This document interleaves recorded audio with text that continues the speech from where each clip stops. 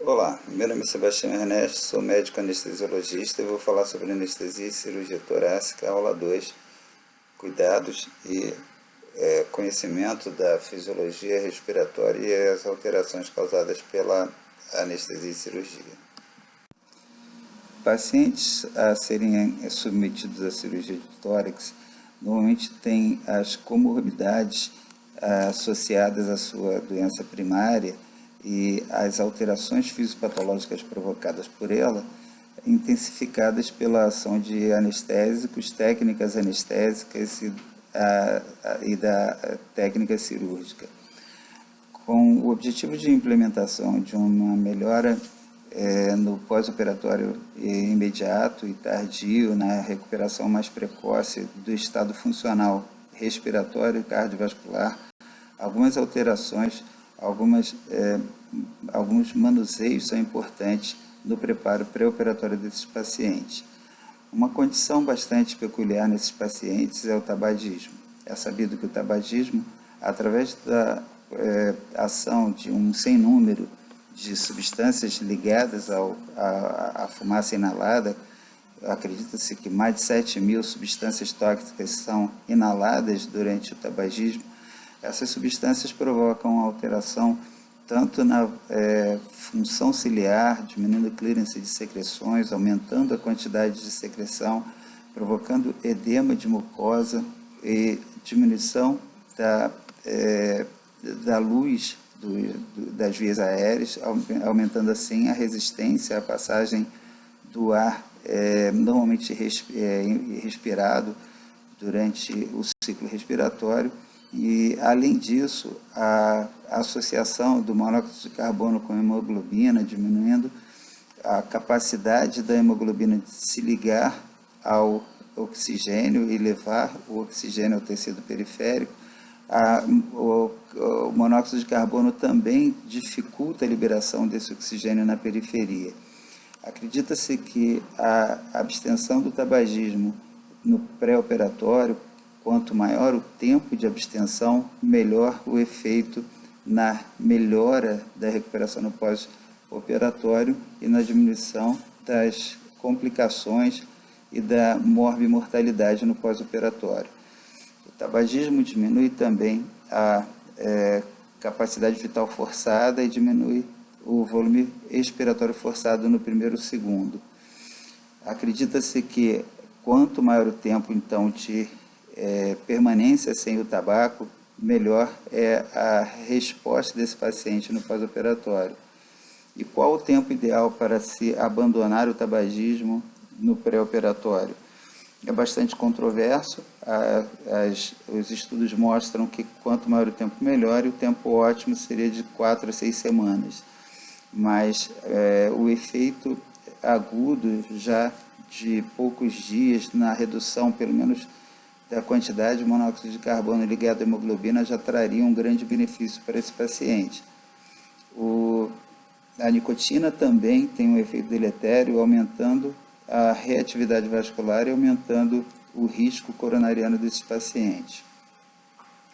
Pacientes portadores de infecção crônica também devem ter essa infecção avaliada e a necessidade de antibiótico terapia também. Infecções agudas devem ser melhor avaliadas pela utilização de cultura e antibiograma do escarro e a avaliação da melhor escolha em relação à antibiótico terapia.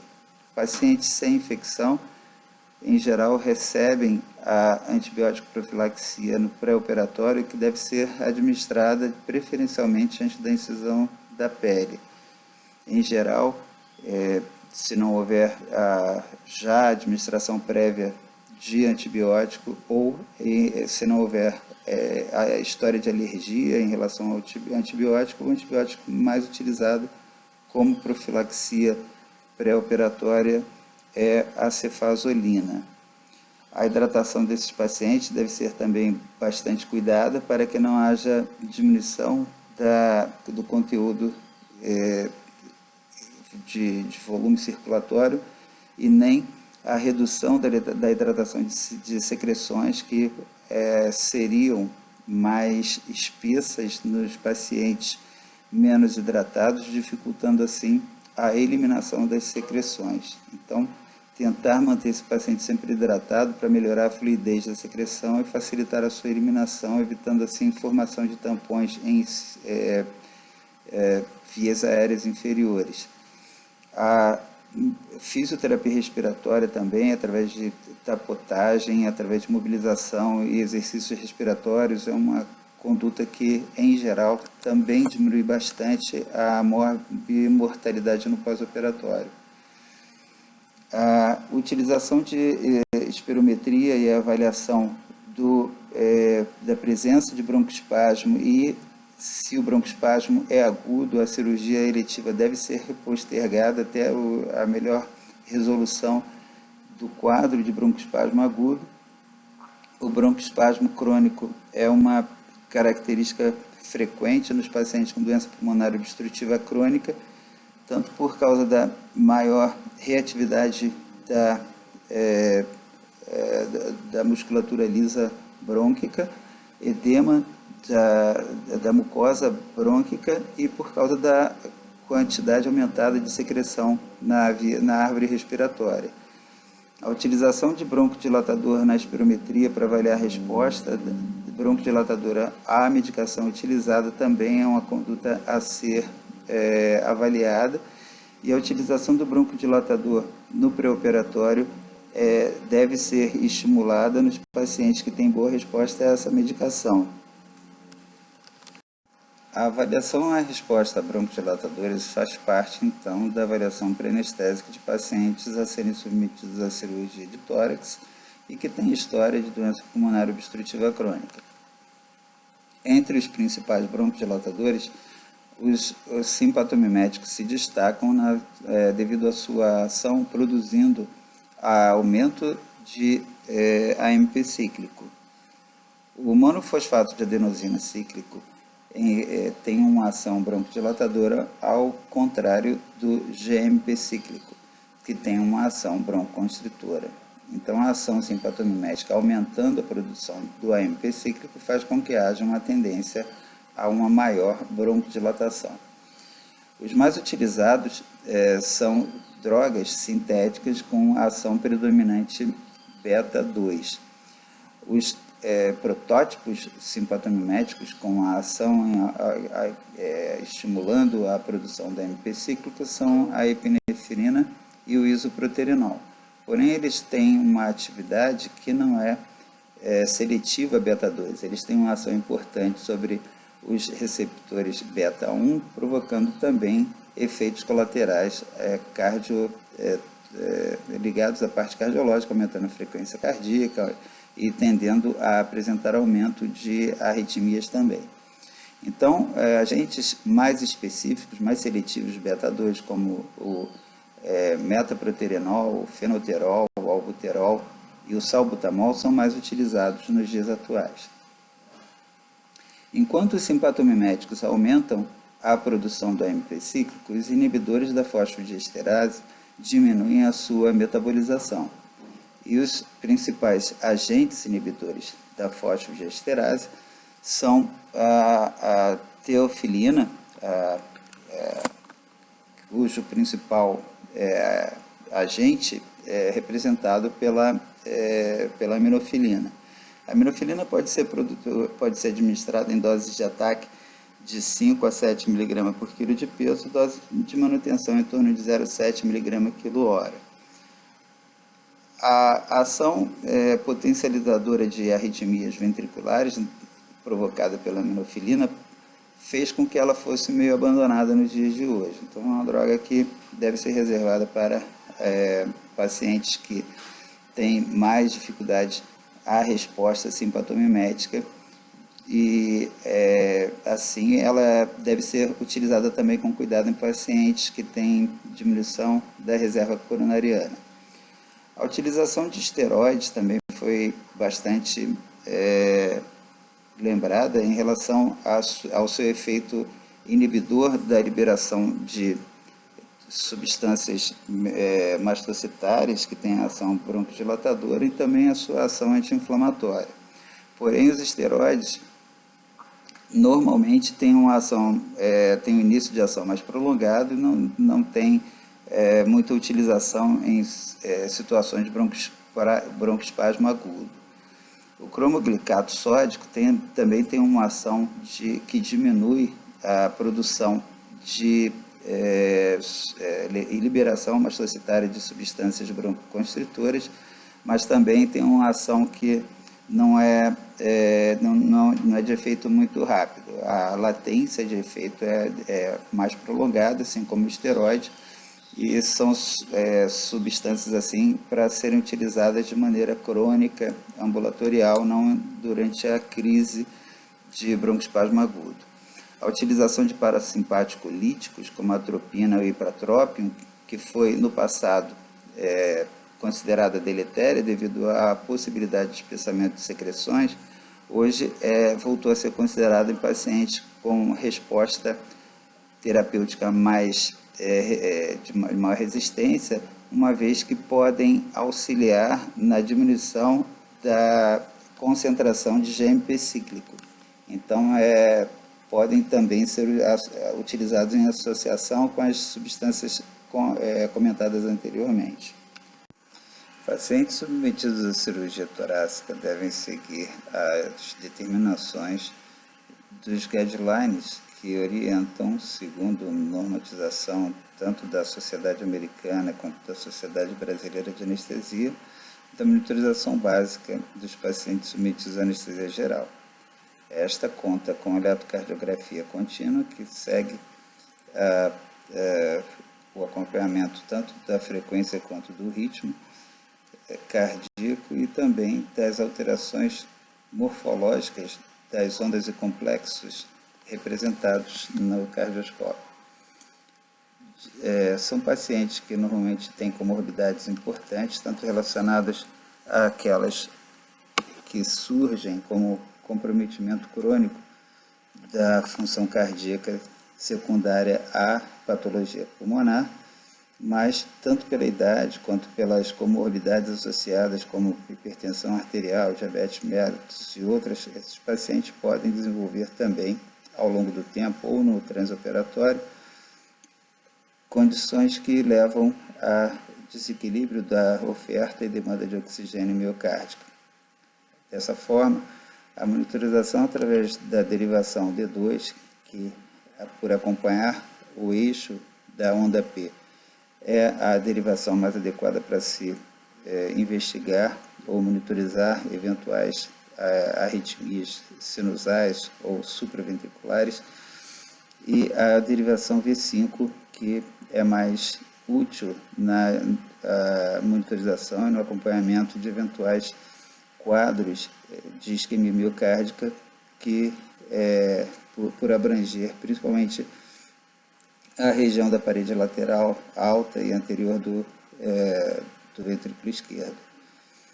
Além da eletrocardiografia contínua, a pressão arterial, obviamente, deve ser acompanhada. A oximetria de pulso é fundamental para a avaliação da saturação de hemoglobina desses pacientes, principalmente naqueles que vão ser submetidos à ventilação monopulmonar, que com frequência evoluem no transoperatório com flutuações importantes da saturação de oxigênio.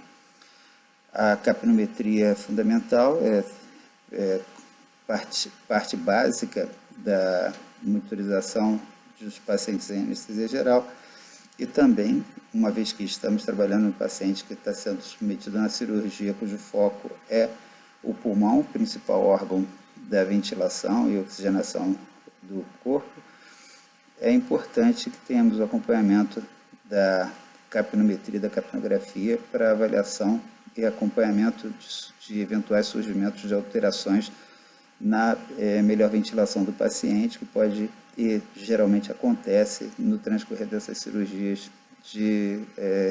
principalmente nas grandes cirurgias de ressecção. A monitorização do status volêmico desses pacientes deve ser acompanhado para e passo, e a pressão arterial, normalmente nesses pacientes submetidos a cirurgia de maior porte, deve ser feita através da cateterização de uma artéria, normalmente a artéria radial, para verificação, abatimento da pressão arterial em tempo real e assim o diagnóstico de eventuais flutuações e o tratamento imediato. Estratégias na escolha da artéria ser puncionada devem ser seguidas de acordo com alguns conceitos básicos da fisiologia e da fisiopatologia intraoperatória. Em geral, a artéria radial puncionada, quando se deseja a obtenção de artéria de pressão arterial invasiva, é a artéria radial do membro não dominante. No paciente de cirurgia de tórax, há algumas visualizações a serem pensadas. Por exemplo, na cirurgia, na mediastinoscopia, onde há possibilidade de compressão da artéria inominada, existe uma boa indicação de punção da artéria radial direita. Fazendo isso, é possível se perceber qualquer alteração no fluxo da artéria radial direita, que pode ser secundária à compressão da artéria inominada pelos instrumentais cirúrgicos. Então, essa é uma conduta que muitas vezes é adotada nesses pacientes, e isso muitas vezes é um recurso que evita, inclusive, baixo fluxo cerebral, já que a compressão da artéria inominada prejudica não só o fluxo sanguíneo para a artéria radial direita, mas também para a artéria carótida comum direita, o que poderia prejudicar o fluxo sanguíneo cerebral. Exceptuando-se essa questão, os pacientes em cirurgia torácica devem ter essa avaliação de cirurgia de maior porte, então a punção da artéria, normalmente a artéria radial do lado dependente, é uma outra coisa a se pensar, uma vez que o braço que está apoiado na mesa cirúrgica e onde o peso do tórax do paciente pode comprimir a artéria axilar, então, se você tem a artéria daquele lado puncionada para mensuração da pressão arterial invasiva, a compressão da artéria axilar pode já ocasionar alteração importante na mensuração da pressão arterial invasiva e ser um sinal importante nessa detecção. E assim, tornando possível a correção da colocação do coxim subaxilar do paciente para a manutenção do fluxo sanguíneo em artéria axilar. E assim, esses dois aspectos principais, para isso, normalmente a artéria puncionada pode ser escolhida de acordo com o conhecimento do membro não dominante do paciente, funcionar, por exemplo, a artéria radial esquerda no paciente que é destro, para evitar, no caso de eventual prejuízo a essa artéria, um menor prejuízo na qualidade de vida do paciente que perder o movimento ou a função de um membro mais utilizado. A artéria radial, a punção de artéria para mensuração da pressão arterial invasiva, então, fica indicada mais para essas cirurgias de maior porte. Cirurgias de pequeno porte, como por exemplo a toracoscopia para simpatectomia, essas normalmente não apresentam necessidade de punção de artéria. Eventuais toracoscopia diagnóstica, cirurgias de menor duração, não costumam ter essa necessidade. A punção da artéria para mensuração da pressão arterial invasiva também oferece o recurso de hospitais que dispõem de algoritmos de monitorização dinâmica da resposta à reposição de líquido, então é possível que seja feita a monitorização dos recursos dinâmicos, como variação de pressão de pulso, variação de pressão sistólica e variação do volume sistólico, enfim. Então, é um recurso a mais em alguns pacientes que se prevê perda volêmica maior e deve ser utilizada dessa forma. A monitorização da volemia do paciente, através desses recursos, apresentaria uma sensibilidade, uma especificidade quase perfeita, enquanto a utilização da pressão venosa central, que no passado foi utilizado como prognóstico, a monitorização de volemia do paciente, hoje em dia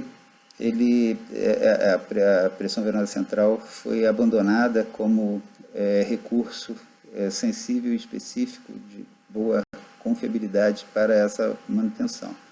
Obviamente, a mensuração da pressão venosa central pode estar relacionada à alteração volêmica e pode dar sinais em alguns pacientes de que essa reposição deve ser aumentada de acordo com a queda dos valores.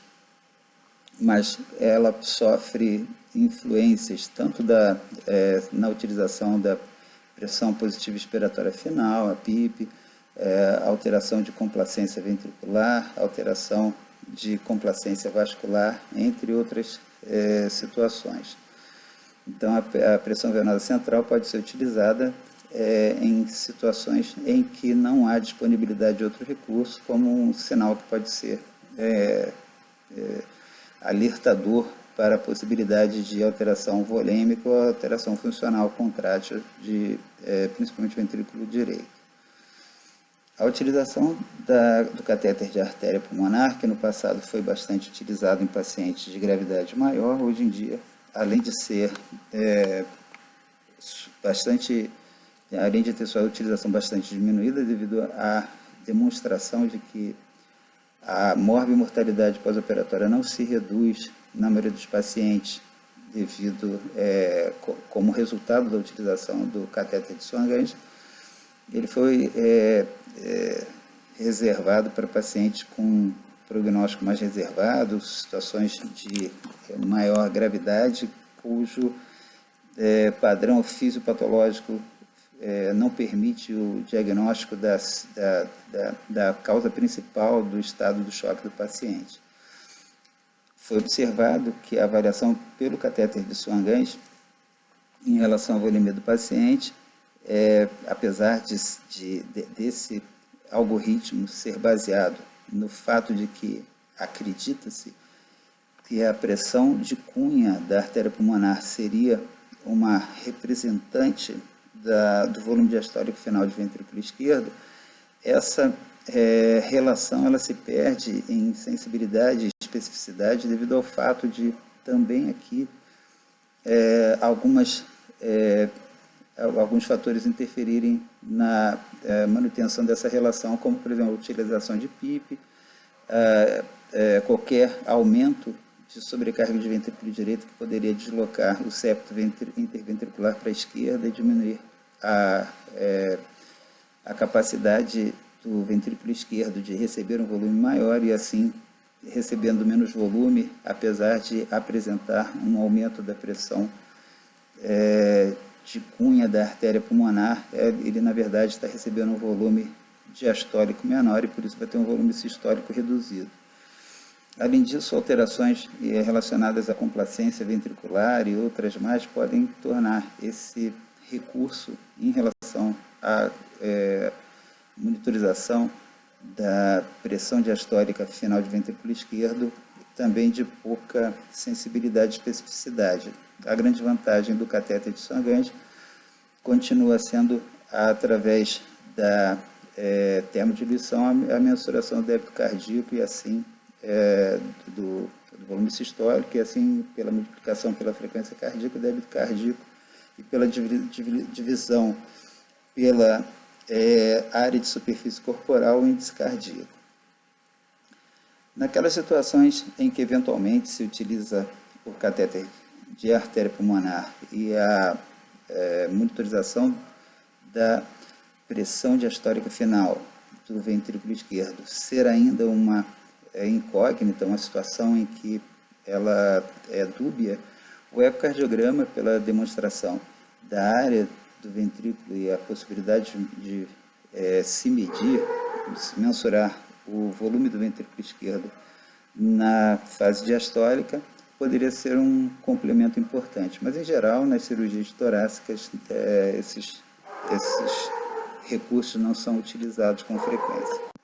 O ecocardiograma ainda ofereceria as vantagens de se monitorizar e acompanhar as alterações relacionadas às válvulas cardíacas, a alteração de contratilidade regional, que pode ser presente em situações de insuficiência coronariana, isquemia, e algumas alterações funcionais anatômicas que podem ocorrer no transoperatório. Pacientes, por exemplo, com tumor de mediastino, que tem o seu mapeamento intraoperatório realizado pelo cardiograma transesofágico, pode perceber, por exemplo, o surgimento de embolização do tumor, caso esses tumores sejam invasivos, a infiltração de tumores para grandes vasos ou para o coração, entre outras situações mais. A monitorização da oxigenação e da ventilação faz parte da monitorização básica de qualquer anestesia geral. Porém, devido ao fato do objeto de cirurgia nessa especialidade ser o aparelho respiratório, não é possível enfatizar suficientemente a importância desses dois quesitos na monitorização. A oxigenação do paciente deve ser monitorizada já a partir do que se oferta para o paciente em termos de oxigênio. Então, o analisador de gases, quando disponível, é uma fonte de segurança e muito importante, uma vez que é possível analisar a concentração de oxigênio oferecida ao paciente e checar se aquela concentração que calculamos na abertura do fluxômetro de oxigênio e ou de óxido nitroso e ou de ar comprimido está resultando numa concentração de oxigênio suficiente para uma fração inspirada de oxigênio segura para esse paciente, principalmente nesse tipo de cirurgia. Existem analisadores de gases que são acoplados ao aparelho de anestesia, que fazem parte integral dele, e os analisadores de gases que são monitores em separado. A avaliação da coloração do paciente, observação de cor de pele, de cor de mucosa, de leito unguial, a cor do sangue no campo cirúrgico, é outro fator importante de ser observado. Para isso, a iluminação do paciente deve ser satisfatória e qualquer dúvida que se apresente deve ser base para a exploração imediata de eventuais desvios da segurança do paciente. A utilização do oxímetro de pulso, que também é parte fundamental da monitorização de qualquer anestesia, deve ser ponto de partida para a avaliação da perfeita resposta do paciente em termos de saturação de oxigênio periférica a partir do oxigênio, da fração inspirada de oxigênio que está sendo ofertado a esse paciente.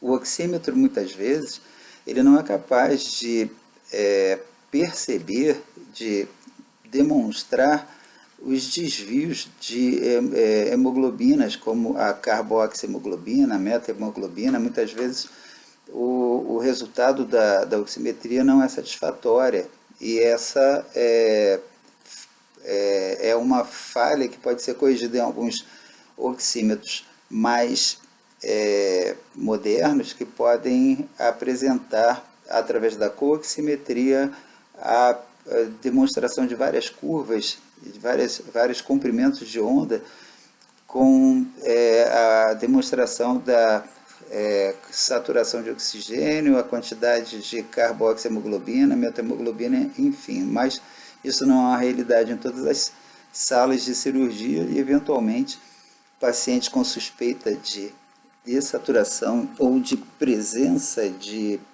deshemoglobinemia devem ser sujeitos à realização de coleta de sangue para gasometria arterial.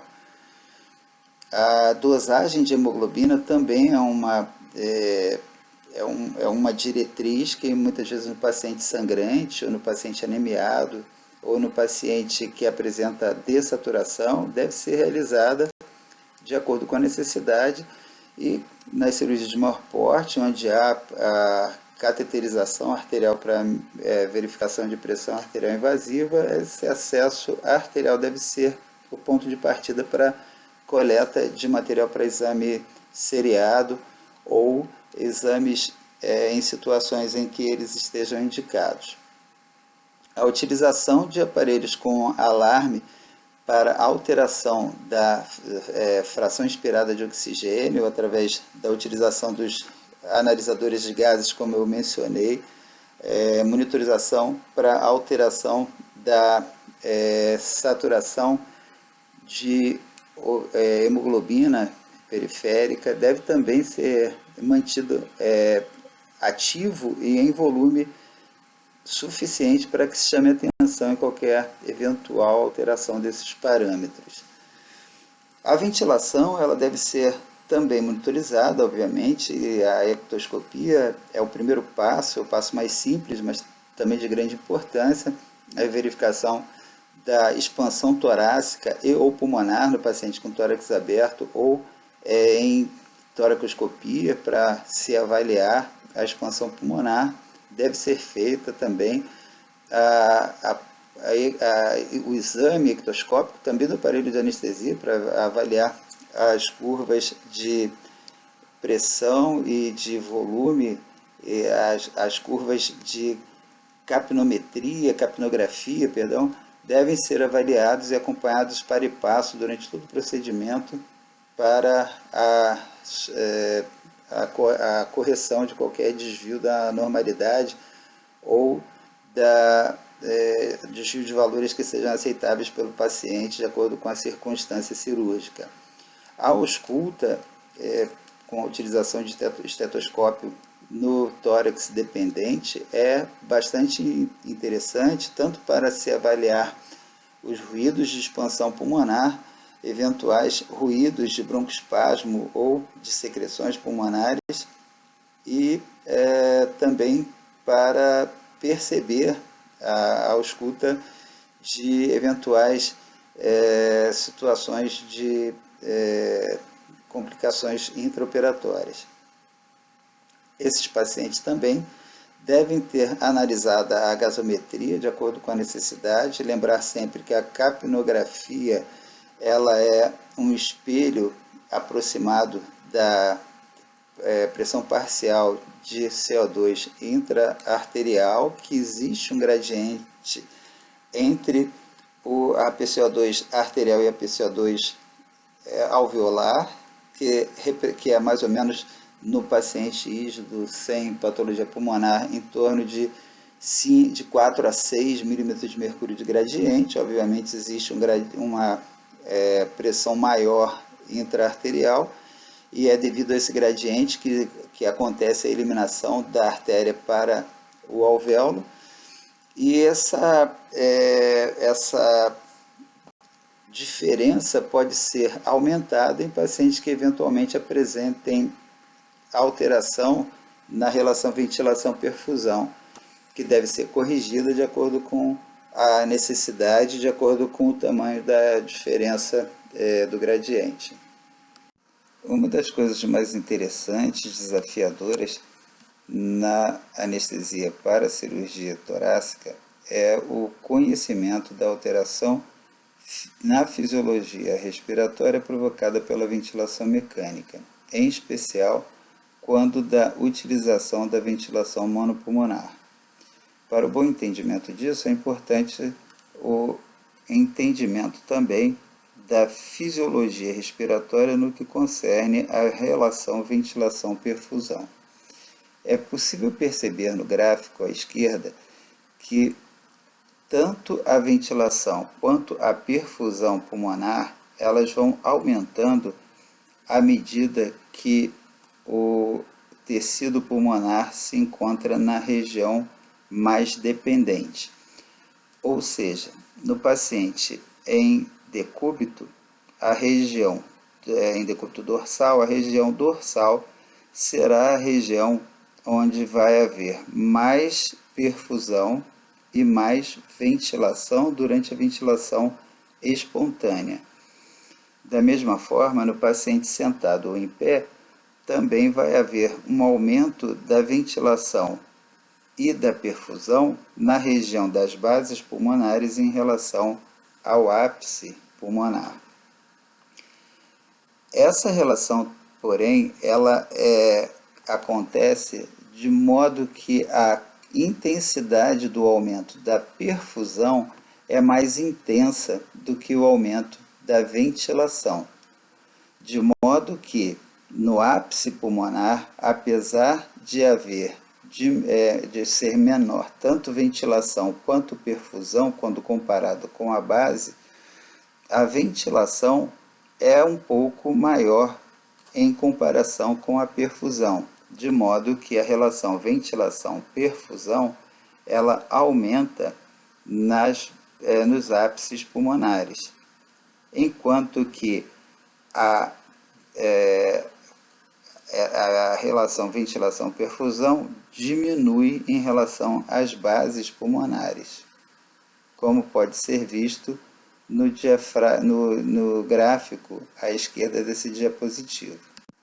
E na figura à direita é possível perceber que, apesar dos alvéolos representados pela circunferência alaranjada ou cor-de-rosa, como preferirem, apesar dessa circunferência ser maior no ápice e menor na base pulmonar, quando o paciente está em posição ortostática, essa diferença de tamanho ela deve ser interpretada da seguinte forma: o ápice apresenta um alvéolo de maior diâmetro, uma vez que ele sofre menos efeito da pressão tecidual sobre a sua circunferência.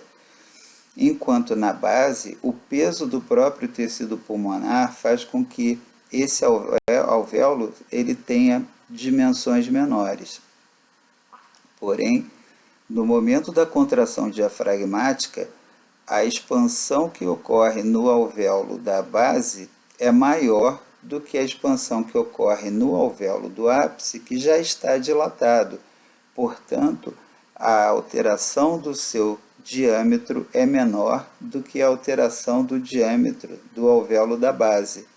Por isso, apesar do alvéolo apical ser mais aerado, já que ele tem um diâmetro maior, o alvéolo da base é mais ventilado, já que ele apresenta uma variação do diâmetro na fase expiratória maior do que o alvéolo apical.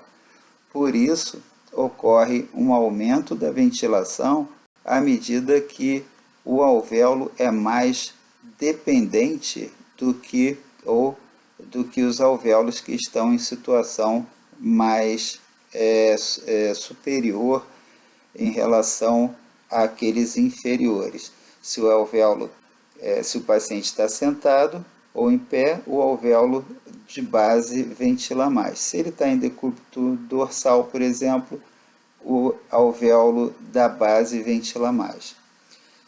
Em relação à perfusão, ocorre um aumento da perfusão à medida que os alvéolos que o tecido pulmonar é mais dependente, devido ao próprio peso da coluna hídrica que é bombeado na circulação pulmonar pelo coração.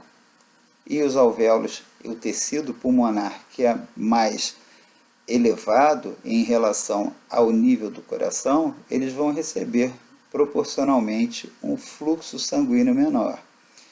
Por isso, ocorre um aumento da perfusão no tecido pulmonar dependente.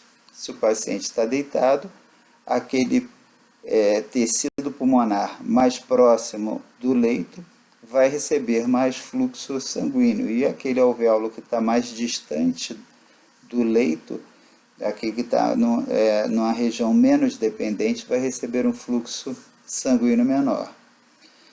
E como a relação de aumento da região não dependente para a região dependente ser maior em relação ao aumento do fluxo sanguíneo do que em relação ao aumento da ventilação, ocorre uma diminuição da relação ventilação pulmonar à medida que se aproxima daquela região mais dependente do pulmão.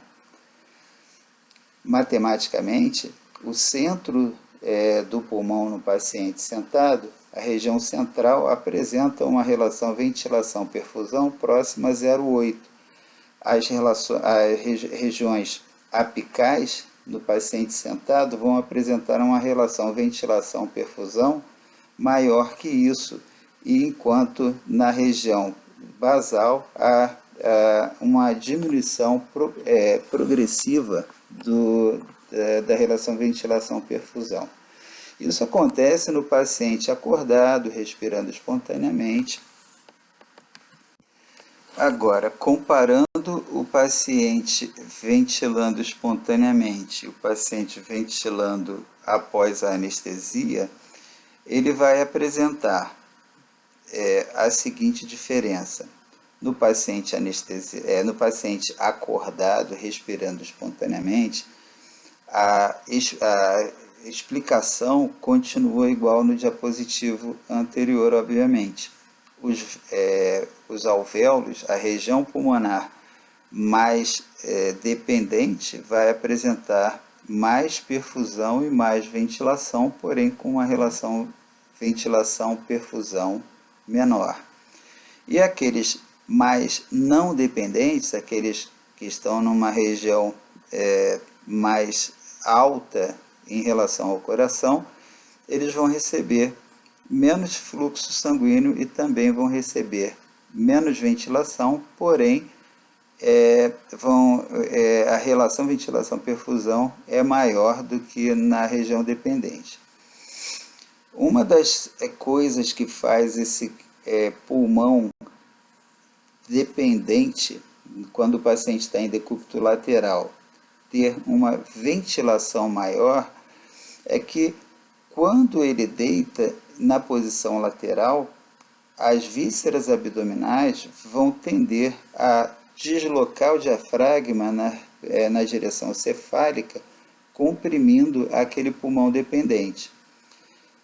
Essa compressão do pulmão dependente faz diminuir o raio dos alvéolos ali naquela região. E quando o paciente respirar espontaneamente, ele vai fazer com que haja um deslocamento maior do diafragma ali, fazendo com que haja uma maior ventilação naquela região. Enquanto o pulmão não dependente, aquele que ficou para cima, ele vai sofrer menos influência das vísceras abdominais, menos deslocamento do diafragma na região cefálica, e por isso, na contração do diafragma, as incursões vão ser menos intensas do que na região dependente. Isso explica, em parte, a maior ventilação do pulmão dependente. Também o maior fluxo de sangue naquela região vai provocar uma maior perfusão, é explicada pela própria gravidade, que faz com que, ao ser bombeado pelo coração, o sangue vá com mais facilidade para o pulmão dependente do que para o pulmão não dependente. No paciente anestesiado, respirando espontaneamente, a coisa muda pouco. O que muda mais é que esse paciente, ao deitar, mesmo acordado, ele já diminui um pouco o volume de reserva, a capacidade de reserva respiratória. Então, a capacidade residual funcional, que é a soma do volume de reserva respiratória com o volume residual, essa capacidade vai estar diminuída, tanto no paciente respirando espontaneamente, mas mais intensamente ainda no paciente respirando após sedação. Essa diminuição da capacidade residual funcional faz com que haja um deslocamento do pulmão dependente para uma região de menor complacência. Então, isso vai prejudicar um pouco a ventilação desse pulmão inferior, diminuindo um pouco aquela relação ventilação-perfusão mais adequada naquele pulmão.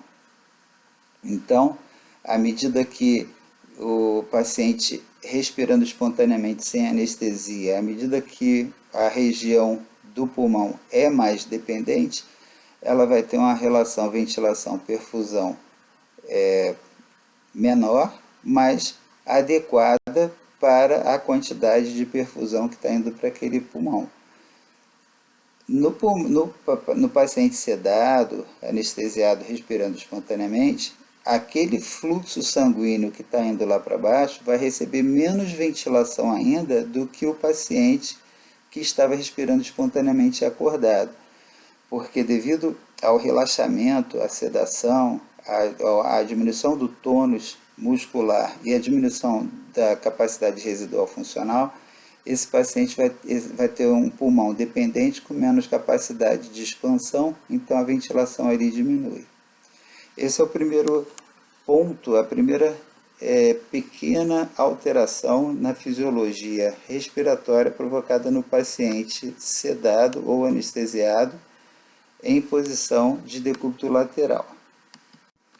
Se esse paciente em decúbito lateral ele é relaxado, ele recebe bloqueador neuromuscular e é posto em ventilação controlada mecânica, a coisa sofre alterações adicionais. A perfusão sanguínea no paciente em decúbito lateral é aceita como que dividida em proporções assimétricas devido à própria ação da gravidade. Acredita-se que no paciente em decúbito lateral, cerca de 60% do fluxo sanguíneo do débito cardíaco que vai para o pulmão, 60% vai para o pulmão dependente e 40% vai para o pulmão não dependente. Como foi dito no diapositivo anterior, no paciente em respiração espontânea, que apresenta uma melhor ventilação do pulmão dependente do que no não dependente, esse aumento do fluxo sanguíneo para o pulmão dependente vai receber, então, uma ventilação maior também. Então, vai manter uma certa relação ventilação-perfusão. Mas quando esse paciente recebe anestesia geral com bloqueador neuromuscular, o diafragma ele não contrai mais. O que vai fazer esses pulmões expandirem é a pressão intraalveolar originada pelo ventilador mecânico. E aí, esse ventilador mecânico, quando ele impulsionar o volume corrente através da traqueia desse paciente, vai fazer com que aquele volume corrente encontre mais facilidade para expandir o pulmão não dependente, que é o pulmão que está sofrendo menos influência de pressão de outras estruturas. O pulmão dependente, que vai receber um volume corrente menor, ele sofre uma influência do peso, da pressão das vísceras abdominais e do peso do mediastino, fazendo com que ele tenha uma pressão extrínseca maior e isso faz com que a maior parte daquele volume corrente administrado pelo ventilador mecânico vá para o pulmão não dependente. Ocorre que o pulmão não dependente ele recebe menos fluxo sanguíneo. Isso provoca uma inversão da relação ventilação-perfusão. Acredita-se que mais ou menos 10% do fluxo sanguíneo pulmonar sofra uma chuntagem natural, sendo que 5% vai para o pulmão dependente e 5% para o não dependente. Daqueles 40% de fluxo sanguíneo que vai para o pulmão dependente, então 5% são já a chuntagem natural. Porém, esses 35% remanescentes, eles vão ser o que tem para fazer a troca gasosa. Enquanto no pulmão dependente, dos 60% de fluxo sanguíneo que a eles chegam, 5% também é daquela chuntagem que soma com os 5% do pulmão dependente os 10%. Então nós temos 35% de sangue apto para troca gasosa no pulmão não dependente e 55% no pulmão dependente. Associado a isso, a diminuição do fluxo sanguíneo pulmonar no pulmão superior sofre a ação do reflexo de vasoconstrição pulmonar hipóxica quando esse pulmão for colabado na ventilação monopulmonar. Na ventilação monopulmonar, ocorre a ventilação apenas do pulmão de baixo, o pulmão dependente. O pulmão não dependente que está lá em cima, como ele para de receber oxigenação, porque ele não está sendo mais ventilado, a vasoconstrição pulmonar hipóxica que isso produz desvia metade daquele fluxo sanguíneo apto para troca, enquanto estava em ventilação dos dois pulmões. Na ventilação monopulmonar, o reflexo de vasoconstrição pulmonar hipóxica faz com que metade disso seja desviado para o pulmão dependente. Então, esse pulmão superior, o não dependente, que tinha 35% de fluxo sanguíneo para troca gasosa, vai ter só metade disso, ou seja, 17,5% desse fluxo sanguíneo vai se somar ao fluxo sanguíneo do pulmão de baixo, que era 60% do débito cardíaco, agora vai ter 77,5% do débito cardíaco.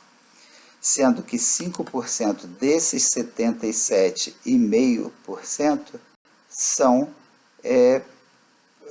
já computados como o shunt natural daquele pulmão, como sempre tem 5% ali.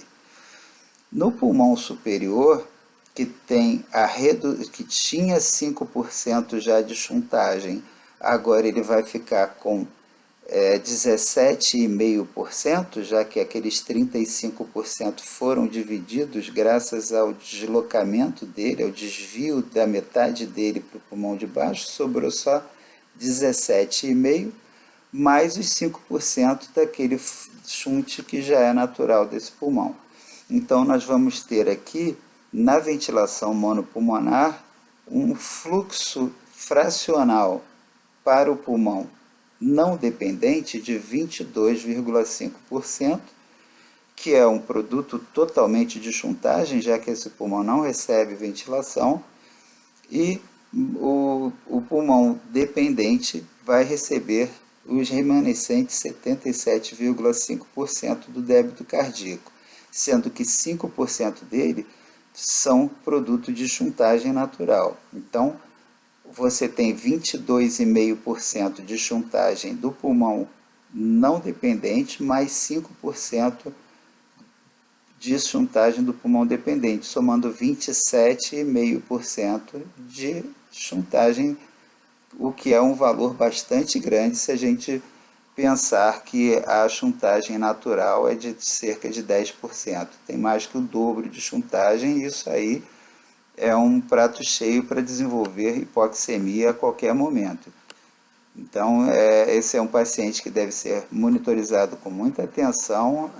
O tubo de dupla luz deve ser posicionado o posicionamento deve ser conferido para ver se está na posição adequada. E atenção sempre para as flutuações da saturação arterial de oxigênio. Associado a toda aquela alteração provocada pela ventilação mecânica, outros fatores ainda podem fazer com que haja desvio na circulação e alterações na microcirculação e alterações alveolares pulmonares. O paciente, durante a ventilação, pode apresentar diminuição da saturação arterial de oxigênio e nós devemos sempre, na medida do possível, evitar grandes concentrações de oxigênio inspirado. A FO2 deve ser sempre a menor possível para manter uma saturação adequada nesse paciente. E na tentativa de se evitar a necessidade de oferta de grandes concentrações inspiradas de oxigênio, muitas vezes a necessidade de instalação da pressão expiratória final positiva. Então, há um PIP ali de 4, 5, na medida do possível, para tentar manter os alvéolos ventilados o mais aberto possível, para evitar também que a atelectasia se instale e aumente em quantidade. Um pouco de atelectasia sempre tem, quando o paciente é anestesiado, sempre tem, devido à diminuição da capacidade residual funcional e do peso do tecido sobre as regiões mais dependentes, isso aí já provoca naturalmente microatelectasias e quando o paciente deita e quando ele é anestesiado, isso aí se intensifica. Então o PIP sempre diminui a quantidade de atelectasia, porém o PIP também, dependendo de quão alta está essa pressão de PIP, muitas vezes provoca a compressão vascular na microcirculação pulmonar, fazendo com que haja a diminuição do fluxo sanguíneo ali. Então, muitas vezes, a criação de PIP com muita pressão também faz com que, por compressão vascular, aquele alvéolo se mantenha aberto, mas não perfundido, ou seja, vira um espaço morto. Isso também é uma outra alteração que pode acontecer. Então, evitar-se PIPs elevados, evitar FO2 elevadas, a pressão parcial de CO2 elevada também pode, aliás, a hiperventilação, de reduzir muito a PCO2 pode provocar vasoconstrição também, fazendo com que haja aumento da chuntagem. A utilização de drogas vasoconstritoras podem provocar a redução da perfusão também, e a utilização de drogas vasodilatadoras podem provocar o efeito oposto, ou seja, aumentar a chuntagem por vasodilatação de territórios que estariam vasoconstritos graças à ação da vasoconstrição pulmonar hipóxica. A utilização de anestesia inalatória nos pacientes de ventilação monopulmonar deve ser feita com muita cautela, porque, ao contrário dos agentes venosos, que mantêm a autorregulação e a resposta vasoconstritora à hipóxia, os agentes inalatórios provocam vasodilatação e reduzem essa resposta vasoconstritora à hipóxia. Então, em pacientes que começam a cursar com a diminuição da saturação arterial de oxigênio durante a anestesia inalatória para cirurgia torácica com ventilação monopulmonar, a redução ou até a substituição da anestesia inalatória por anestesia venosa muitas vezes é de grande auxílio. Muitos casos de cirurgia torácica necessitam de intubação seletiva. A utilização de técnica que permite a seletivação da intubação numa tentativa de facilitar ou mesmo permitir o trabalho do cirurgião. O paciente colocado em decúbito lateral faz com que a intubação do pulmão dependente e a parada de ventilação do pulmão não dependente permita o colabamento desse pulmão não dependente, facilitando o manuseio cirúrgico. Esse colabamento do pulmão não dependente permite não só a realização de uma técnica mais facilitada, muitas vezes até tornada possível graças a esse colabamento, mas também manuseio do tecido pulmonar em busca de tecido doente, na procura por nódulos, por tumores, por gânglios, e mesmo a manipulação de estruturas vasculares. Outras indicações de intubação seletiva são pacientes com sangramento maciço unilateral, permitindo que, através da ventilação do pulmão sadio, não haja contaminação deste. Então, você pode fazer tanto a lavagem do brônquio do pulmão doente, sangrante, como realizar a cirurgia de uma maneira mais facilitada. Também a intubação seletiva evita a infecção cruzada, ou seja, a transmissão de secreção purulenta do pulmão doente para o pulmão sadio. Pacientes também com fístulas broncopleurais ou broncocutânea ou submetidos à cirurgia para ressecção ou tratamento cirúrgico de cistos e grandes bolhas, fazendo com que se evite a administração de altas pressões de ventilação naquele pulmão que possui aquela bolha, e evite assim o barotrauma, a explosão da bolha devido à ventilação mecânica artificial, através da insuflação daquele pulmão doente.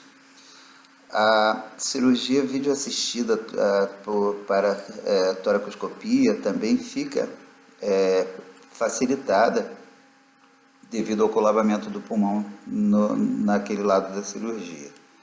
Então, a execução da intubação seletiva, através de técnicas que vão ser descritas a seguir, faz com que, em determinado momento do procedimento cirúrgico, haja a parada de ventilação do pulmão do lado a ser operado, normalmente o lado que fica não dependente, geralmente o paciente fica em decúbito lateral, mas mesmo quando não fica o pulmão a ser operado, ele fica colabado quando há essa necessidade, enquanto se ventila o pulmão contralateral.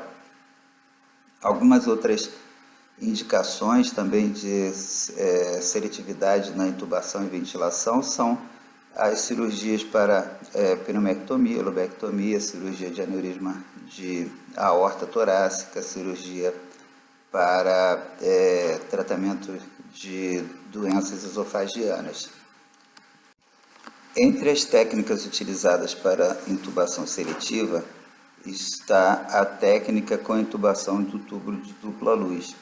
Um dos primeiros protótipos de tubo de dupla luz foi o chamado tubo de Carlins. Era um tubo que era de borracha, utilizado para intubação normalmente do brônquio-fonte esquerdo, e que permitia, através da septação longitudinal desse tubo, a presença de duas luzes. Uma luz que se prolongava, na verdade, como se fossem dois tubos colados lateralmente, e o tubo que ficava à esquerda, ele tinha um comprimento maior, de modo que ele penetrava no brônquio-fonte esquerdo, enquanto a outra metade, a metade direita desse tubo, tinha uma saída de ventilação que terminava na própria traqueia. Esse tubo foi substituído através de evoluções que foram melhorando as características dos tubos, e o tubo hoje em dia mais utilizado é o tubo chamado de Robert Shaw. Ele tem as duas variedades, né? O tubo para intubação de brônquio-fonte esquerdo e o tubo para o brônquio-fonte direito. E a escolha do tubo é feita de acordo com o lado a ser operado. Então, se o paciente vai operar o lado esquerdo, é utilizado o tubo de Robert Shaw para a intubação de brônquio-fonte direito e vice-versa. Dessa forma, esse tubo ele é introduzido pela traqueia.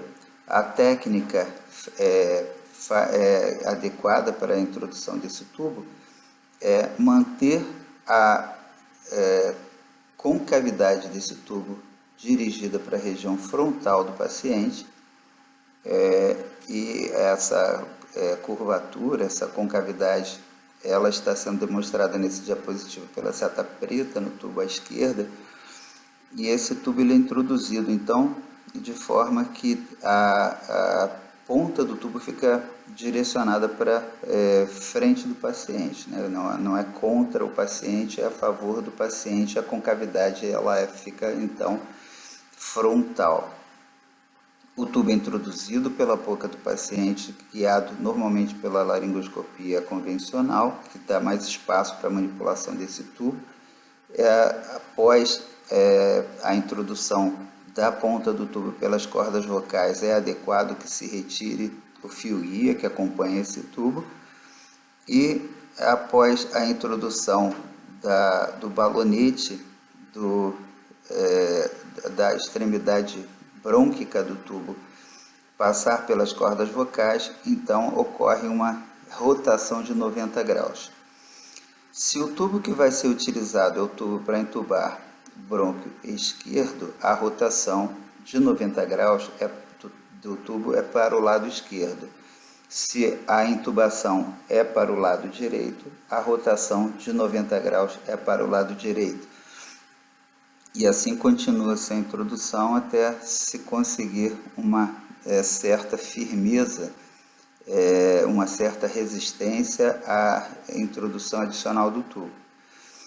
Após esse momento, é feita a inspeção do tubo através de insuflação dos dois balonetes. Tem o balonete que é da extremidade brônquica, que comporta até 3 ml de insuflação, mas normalmente não é necessário esse volume todo. O ideal é que seja feita a insuflação desse balonete enquanto se ventila o pulmão do paciente. Antes disso, insufla-se o balonete traqueal. Então, você introduz o tubo no paciente, após a resistência, você insufla o tubo traqueal. Existe uma conexão para que seja feita a ventilação concomitante dos dois brônquios. Ela está representada pela peça transparente entre os dois tubos azuis aqui representados no diapositivo, e essa peça ela é acoplada nas duas extremidades proximais do tubo de Robert Shaw, fazendo com que essa peça em Y permita a ventilação dos dois lados dos dois pulmões concomitantemente. Então, você insufla o balonete traqueal, acopla essa peça em Y, ventila os dois pulmões e vê se está ventilando os dois pulmões adequadamente.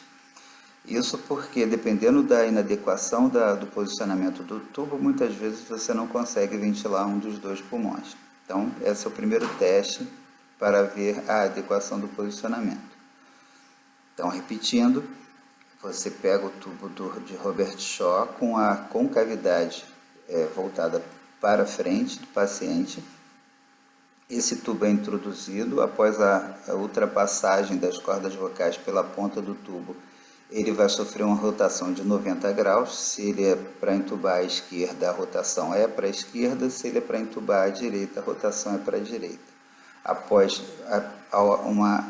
se perceber uma certa resistência, é insuflado o balonete do tórax e é feita a ventilação bilateral.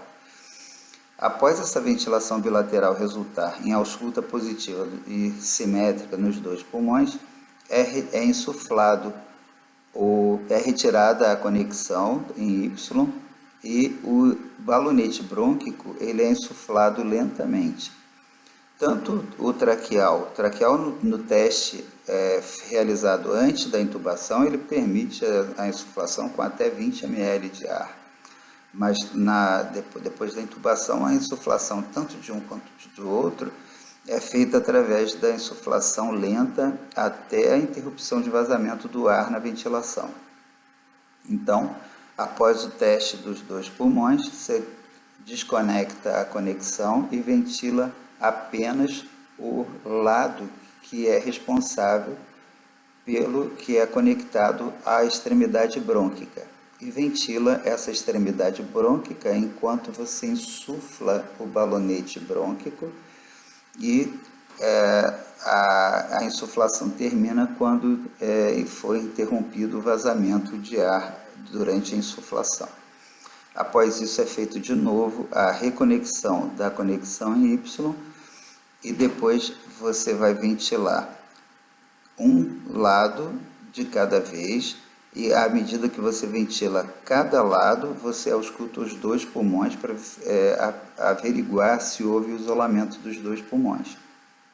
Então você clampeia ou desconecta simplesmente o lado direito enquanto ventila o esquerdo. Quando você ventila só o lado esquerdo, você ausculta o lado direito e não tem que estar insuflando, não tem que ter murmúrio vesicular daquele lado e vice-versa. Então esse é o teste feito para ver a adequação do posicionamento do tubo de Robert Shaw. Uma outra coisa que pode ser feita a avaliação do posicionamento é a utilização da fibroscopia óptica. Com o fibroscópio óptico, você tem condição de, introduzindo esse fibroscópio óptico, primeiro pelo lado traqueal do tubo de Robert Shaw, você vai avaliar se essa extremidade traqueal está acima da carina, onde deve estar, e ver se consegue visualizar o balonete da extremidade brônquica, do outro lado do tubo.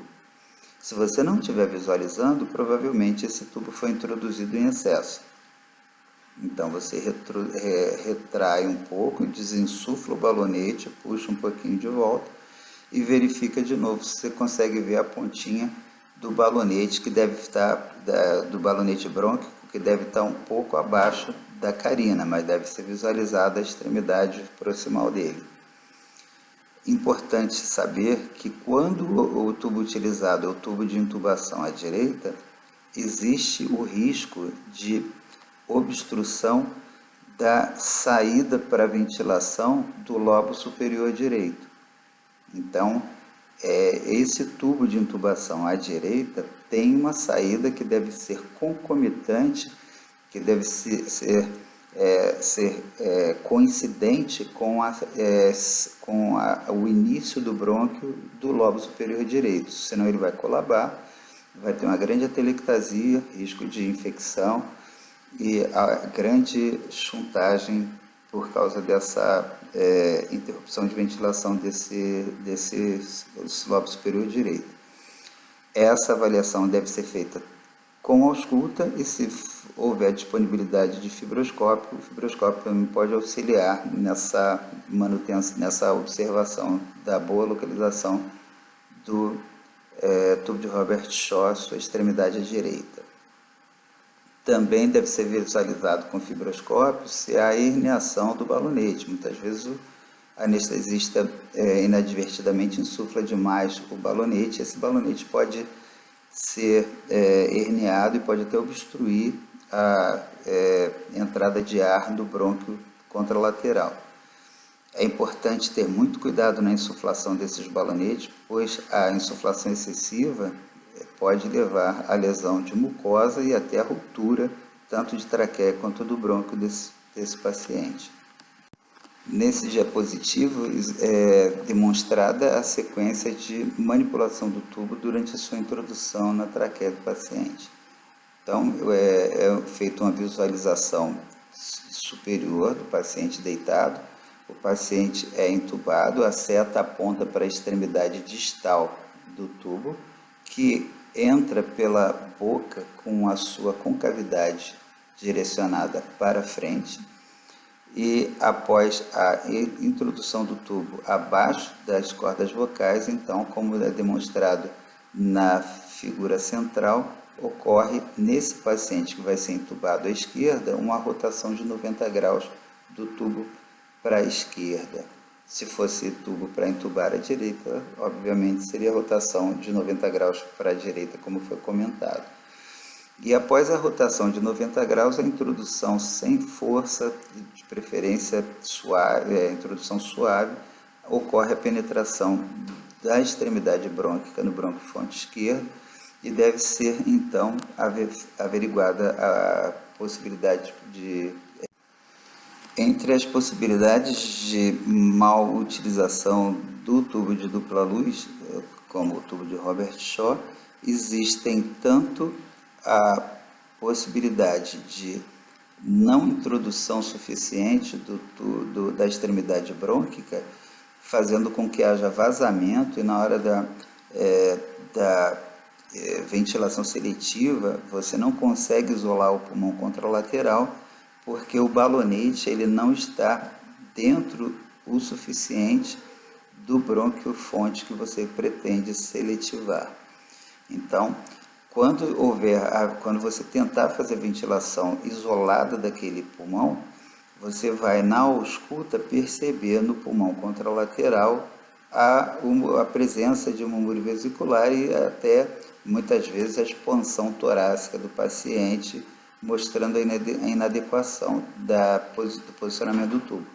Nesse caso, você esvazia os 2 balonetes, introduz mais um pouquinho, enche o balonete lentamente de novo e faz de novo o teste para ver se está seletivo o tubo realmente. O contrário também pode acontecer, a intubação excessiva, a introdução excessiva do tubo, fazendo com que o orifício do lado traqueal seja introduzido excessivamente, ganhando o brônquio-fonte que você pretende seletivar. Então, todas as 2 luzes de ventilação, a do lado brônquico e a do lado traqueal, vão estar dentro do brônquio-fonte seletivado e você não vai conseguir, em momento nenhum, ventilar o pulmão contralateral. Aqui você faz o contrário do que fez no outro exemplo. Você esvazia os balonetes e vai tracionando e insuflando e fazendo testes até perceber que você consegue ventilar os 2 pulmões e, na hora de seletivar, você consegue ventilar o pulmão que você está seletivando. A introdução excessiva do tubo de Robert Shaw para o lado esquerdo pode fazer com que haja obstrução do brônquio do lobo superior esquerdo, fazendo com que haja comprometimento tanto em relação à chuntagem quanto infecção, atelectasia, agravando eventual dessaturação e impossibilitando a correção dessa saturação. Mas, nesse caso, quando você introduz demais, no primeiro teste já é possível de perceber. Na hora que você coloca aquela conexão Y lá em cima e ventila os 2 pulmões, ou tenta ventilar os 2 pulmões, você vai ver que o lado contralateral não está recebendo ventilação. Então é só esvaziar o balonete e tracionar até você perceber que consegue ventilar os 2 pulmões. Além da intubação com tubo de dupla luz, existe também algumas técnicas alternativas, como por exemplo a utilização do tubo chamado Univente. O tubo Univente tem na sua parede uma entrada de um bloqueador brônquico. É um instrumento que tem um balonete na sua ponta e através dessa passagem nesse tubo, que não é um tubo de dupla luz, é um tubo de luz única, ele fica com a sua extremidade dentro da traqueia e o balonete é traqueal, mas ele possui esse bloqueador brônquico. É uma peça que pode ser prolongada além da extremidade distal do tubo traqueal para que seja introduzido num dos 2 brônquios. Então, o brônquio escolhido normalmente, obviamente, é o brônquio do pulmão que vai ser manipulado, que normalmente no paciente em decúbito lateral é o que fica não dependente.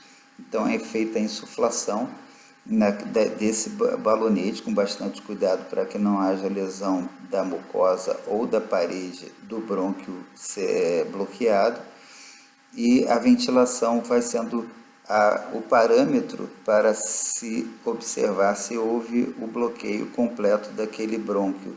Então, você vai insuflando o balonete do bloqueador e vai ventilando o paciente até você ter a parada de ventilação do pulmão daquele lado. Essa é uma outra técnica alternativa. E existe também o bloqueador brônquico utilizado avulsamente, né, que não é incorporado ao corpo do tubo, como no diapositivo anterior, e ele utiliza essa peçazinha azul que conecta na extremidade proximal do tubo, tem a saída lateral por onde entra a ventilação do paciente e tem as duas outras saídas adicionais, uma para a entrada do próprio bloqueador brônquico e uma outra pode ser utilizada para a introdução do fibroscópio, que vai servir de guia para a introdução para a orientação da introdução do bloqueador brônquico. Então, o próprio fibroscópio vai ser o condutor da extremidade do bloqueador brônquico, que vai ser colocado à direita ou à esquerda, dependendo do lado que você pretende bloquear. Tanto o bloqueador brônquico aqui, quanto o bloqueador brônquico do tubo univente, eles não possuem luz interna, não é possível ser utilizado para utilização de CPAP ou para oxigenação adicional do paciente. Eles têm o objetivo puro e simples de bloquear o lado do tórax, o pulmão daquele lado do tórax que vai ser operado. E também é importante que na insuflação desse balonete, como no anterior, que a insuflação seja feita lentamente, com cuidado para não haver lesão anatômica de mucosa ou de parede de brônquio. A introdução do bloqueador brônquico, nesse caso, pode ser feito tanto através de um daqueles orifícios de assistência daquela peça azul, mas ele também pode ser feito de uma forma paralela.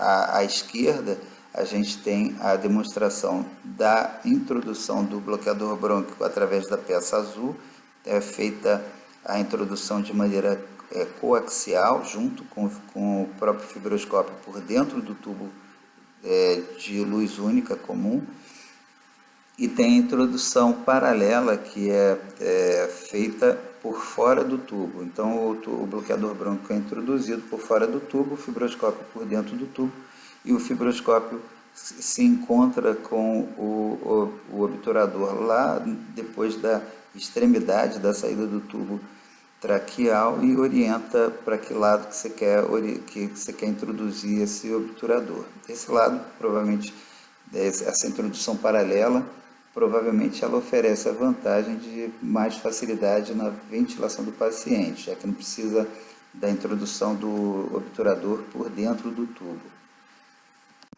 É importante ter sempre em mente a anatomia da árvore respiratória.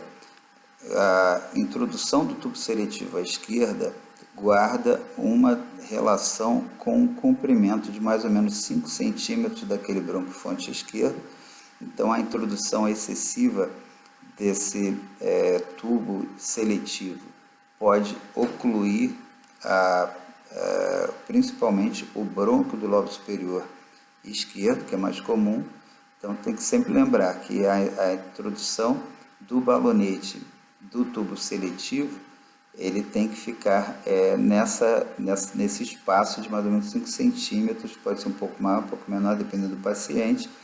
E a introdução do tubo seletivo à direita, lembrar que a distância entre a carina e a saída do lobo superior direito é mais ou menos de 2 centímetros. Então, essa é a quantidade de introdução que vai garantir que esse brônquio, que esse lobo continue sendo ventilado quando da seletivação do brônquio direito.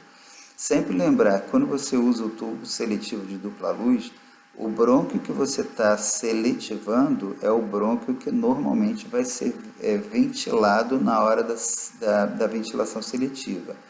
E quando você utiliza o bloqueador brônquico, aquele lado que você introduziu o bloqueador é o lado que você não vai ventilar, é o lado que vai ser colabado.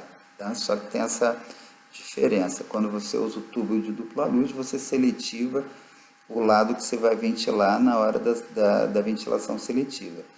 E quando você usa o bloqueador, você introduz no lado que você não vai ventilar, é o lado que vai ser colabado durante a ventilação. Terminamos aqui a segunda aula de anestesia para cirurgia de tórax, relacionada aos cuidados e ao entendimento da fisiologia respiratória durante a anestesia e cirurgia torácica. Espero que tenham gostado do conteúdo. Nosso e-mail para comentários e sugestões. Muito obrigado.